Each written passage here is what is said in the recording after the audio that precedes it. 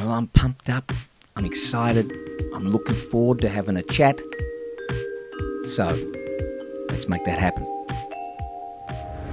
It's time for another show from Colin Jones, the Reasonable Adventurer. Time for you to take another step towards creating your own opportunities for satisfaction.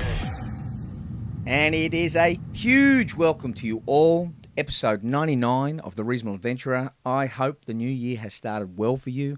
I hope that you've been able to find more time to think about your thinking. Indeed, that is the focus of today's show.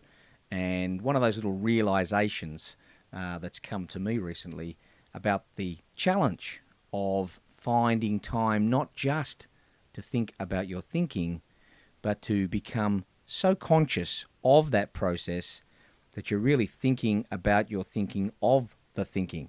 I don't want to try and get that too complicated, but I suppose as the show goes on, I'm hoping to be able to make that comment make more sense. But my motivation for getting back behind the microphone today was a meeting that I had recently with Ian Chalmers in London. And Ian was one of my, we have lots of favourite students. And I suppose in one sense, it's easy to have students who become favourites when they end up being the ones who are very responsive to what you're trying to do. And I think back in those days, I was most probably not 100% sure exactly what it was I was trying to do. You know, I had a pretty good sense that I was trying to have an impact on people, support their confidence, get them to see the world in a new way, and really just have that, I suppose, courage to sort of be who they are and stay the course. And when I think over the years, I mean, and let's face it, that's not an easy thing to do because we're all challenged by other factors in our lives. We can't just be totally autonomous and do exactly what we want to do and how we want to do it. But I had a recent trip to London recently, and it was really great having, touched base a few times with Ian. He was in the class of 2006. And, just touch base a few times with him on LinkedIn. And if you're ever in London, it'd be great to catch up. Well, actually, I'm going to be in London. Oh, why don't we catch up? And then, a few months rolled past and we had an opportunity to have that catch up. And Ian rolled into the pub and sat down and we had a few beers. And, it was just Ian, this guy that doesn't change. He had the same passion for life and passion for following his hobbies and his interests, which was surfing back in those days and still is, and succeeding at the things that he wants to do, right? And his passion for surfing meant that he rarely turned up for class when we had classes on Fridays, because Fridays was when he was getting packed up to go off and have a great weekend surfing, doing what he loves. So if we had classes on other days, he was very reliable from memory. But he never hid from this, and there were no lies. It was always, can I come back in and catch up with you and just make sure we're where we are? And he was always very courteous in telling me that he wouldn't be in class, that he'd prioritised this passion over this other area of interest. And, as the years rolls on, I haven't met too many Ians in my time. People who have been able to sort of have this level of priority and organisation in what it actually is they're going to do. I'll never forget Ian's parents coming up to me during his graduation and telling me how much his entrepreneurship studies had meant to him and how they had actually got him to reconsider, I suppose, his the importance of education or the fun he could have with education. So, anyway, having these few beers with Ian, and it dawned on me that, I talk a lot about the Reasonable Adventurer and this notion of a student, a graduate, who's capable of creating their own opportunities for satisfaction. And, across all the episodes, we've tagged in all the different attributes and different ways of thinking and developing those. And here was Ian, he's there. He is a Reasonable Adventurer, He's not guaranteed anything in life because of that other than the ability to keep getting back up and keep following his dreams. And it was such an enjoyable evening just having a few beers with Ian because there he was, sitting there, the type of student that I would love to create. I think in reality, Ian most probably had many of these reasonable adventure qualities before he met me. Maybe the classes that we had made him a bit more aware of them. Maybe he became more confident in those things. But I think Ian was always destined to follow his passions. And so I know you're out there listening, Ian. Super proud of you, mate. You've done so well. And,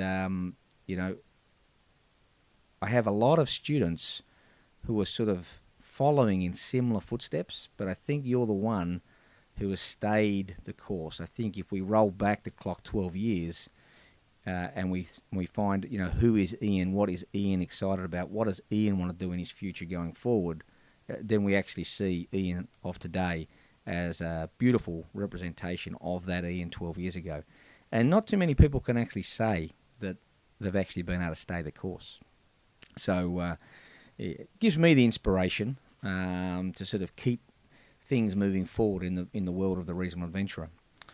As does Carlos da Silva. Now, Carlos I met last, maybe Thursday, and Carlos came up and his first question to me was, so how's the show going? When are you going to get another episode out for me?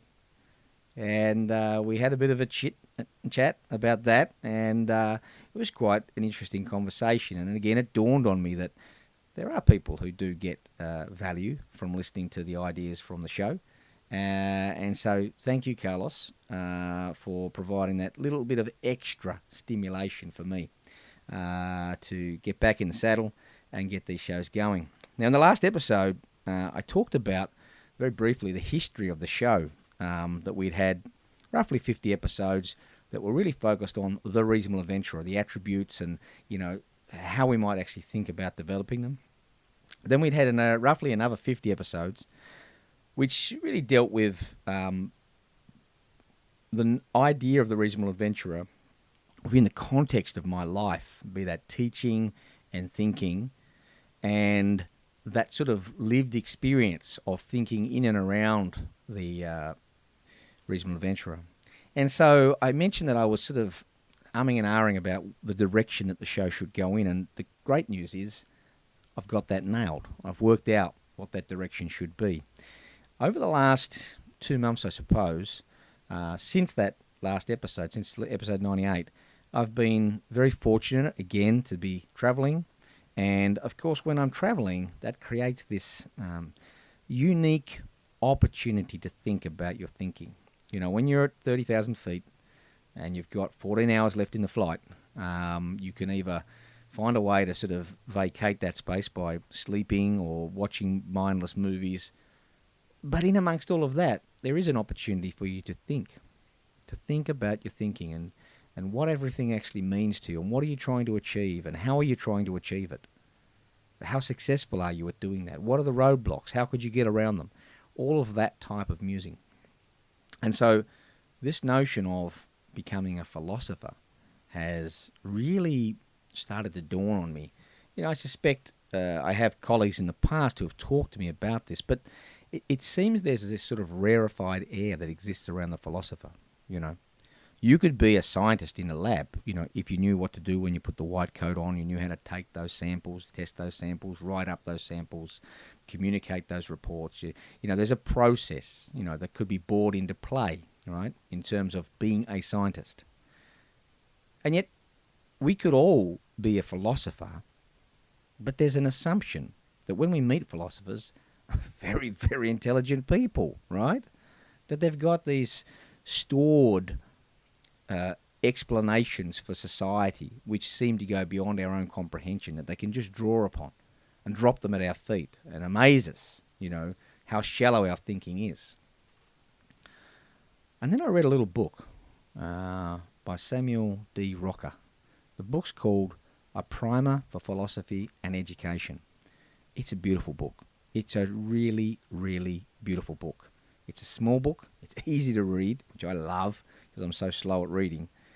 And it's just an absolute cracker for helping us to understand that as educators, we can all be philosophers. Indeed, if we're setting out to try and change the conduct of someone's life, if we're trying to develop a program of activities that would result in changes to the conduct of people's lives, then that in itself actually is a philosophy of education. So I've been really happy over the last couple of months. I've been digging in and reading a lot of Dewey, because Dewey is one of those highly pragmatic philosophers who was able to convince people that if you can find wonder in the world, and more importantly, wonder in the ordinary world, then you're able to engage in a philosophic orientation to life. And so I'm entering this phase. I can't call myself a bona fide best in the world philosopher, and I doubt that I'll ever actually aim for such lofty titles. But this notion of becoming a philosopher is something that's very dear to me, and I look forward over the next 15 years perhaps of my academic career, and I think that would be a pretty nice place to move into. It would be nice to actually do that work. That work sounds like there would be fantastic feedback loops for me in terms of satisfaction, fantastic opportunities to assist other people in their thinking about their thinking. And so that's where the show's going to be heading. We're heading off on a philosophical bent. One of the things that I really liked from Rocker's book, and as I said, that's a primer for philosophy and education. I think it was published in 2012. Let me just look at the pages of the front of the book. And we have 2014. You can buy a small copy of it online at Amazon for a couple of bucks. And, you know, if you really like it, grab the hard copy as well. It's a great little reference book. This notion of priming that Rocker talks about, I think is fantastic. And he talks about, you know, we're going to paint a wall, and we have to prepare that wall so that that wall can actually be receptive to the final paint that we want to put on the wall. If we don't bother with the priming process, of course, we may find ourselves putting beautiful paint on a wall, and it all peels off because that surface is not receptive to it. And it comes back to this nature of thinking that would be required in our own lives, in our students' lives, in our colleagues' life. What type of priming is required for us to be receptive to new ideas, to be capable of engaging in productive new thinking? And I think this is a really powerful space that I would like to take the show into, this notion of priming, right? And so that's something that I'm very, very excited about, this notion of priming. And then in the last maybe 1 month, I've put together a little video which just explains a philosophy of adventuring. And I'll put it on the Reasonable Adventurer website, so it's reasonableadventurer.com. And I'll put that there for you. And you can hop in there and have a look at it if you want. But it was really interesting. I've had some great feedback on that from people who have thought, wow, it's really interesting how that's starting to develop. This notion of how are we going to create these reasonable adventurers? You know, what is the process that's actually at the heart of that?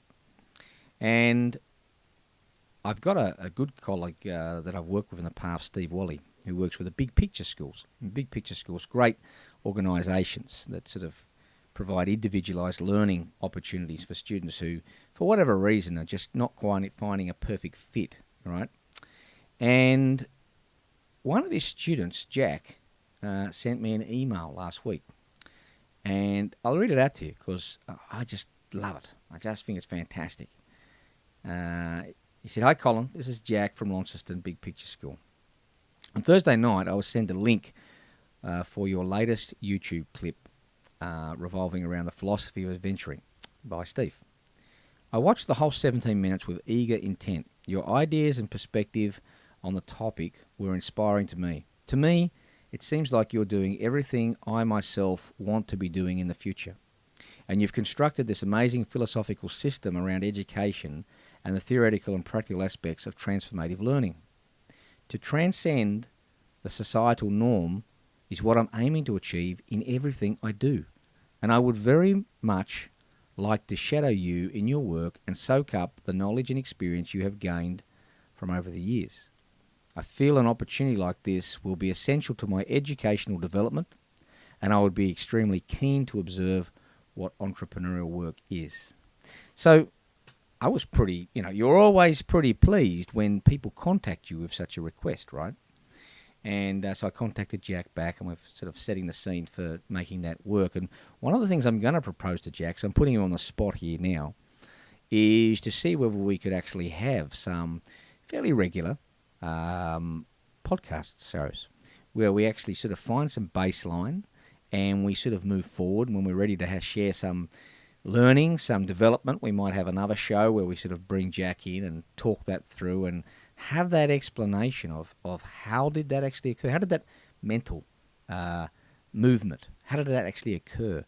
If transformation is occurring, how is it occurring, right? And really get that deep reflection happening in and around that process.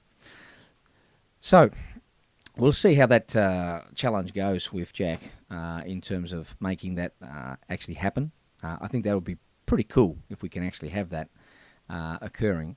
And because I think it's one thing to talk about a sort of a philosophy of adventuring and to sort of speculate around it. It'd be really cool, I think, for the show moving forward if we could actually pick up with some people who are wanting to actually dive into that process, who are wanting to get stuck in it, who are wanting to have moments of excitement, moments of confusion, and find a way to actually capture that and have that brought to you so you can actually see your own students in that process. You may be able to see those roadblocks in your own project. You might be able to understand that process unfolding in terms of your ability to teach people in a successful way, to have that transformative learning outcomes.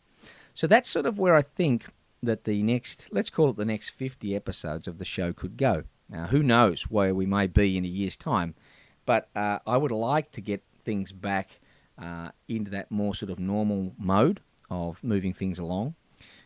Obviously, we've got show 100 officially. Obviously, we've got a lot of back shows that sit behind the original numbered shows. But we've got show number 100 coming up, and obviously we need to make that special. So let's see what we can do to come up with something special. But until then, if you've been through the first 50, thinking about what is the Reasonable Adventurer, how it plays throughout in my life over the last 50 or so episodes, hang on to your seat, get ready. My challenge to you all is to become a philosopher.